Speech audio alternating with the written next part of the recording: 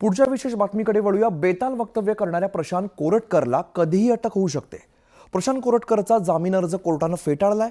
कोरटकरनं केलेल्या वादग्रस्त वक्तव्यामुळे शिवप्रेमींनी संताप व्यक्त केलाय। चिल्लर प्रशांत कोरटकरचा जामीन अर्ज कोल्हापूर सेशन कोर्टानं फेटाळलाय।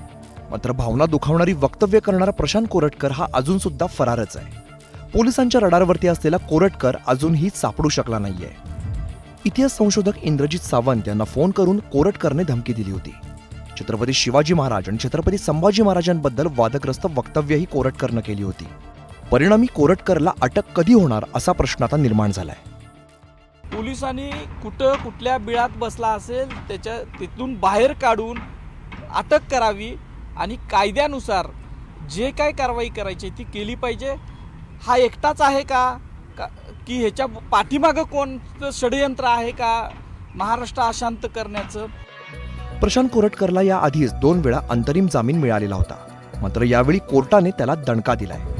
इंद्रजित सावंत यांचे वकील असीम सरोदे, सरकारी वकील आणि प्रशांत कोरटकर अशा तीनही पक्षकारांच्या वकिलांनी सोमवारी कोर्टात युक्तिवाद केला होता।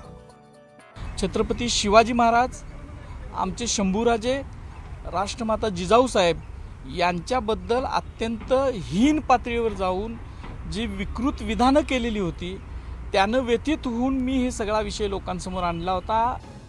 चिल्लर प्रशांत कोरटकर इतके दिवस उलटूनही पोलिसांच्या हाती कसा लागला नाही असा प्रश्न आता निर्माण झालाय। कोरटकरला अटक केल्याशिवाय या प्रश्नाचं उत्तर मिळणार नाही। त्यामुळे लपलेल्या कोरटकरच्या मुसक्या आवळणं गरजेचं आहे। Bureau report, news 18 Lokmat. पुढच्या बातमीकडे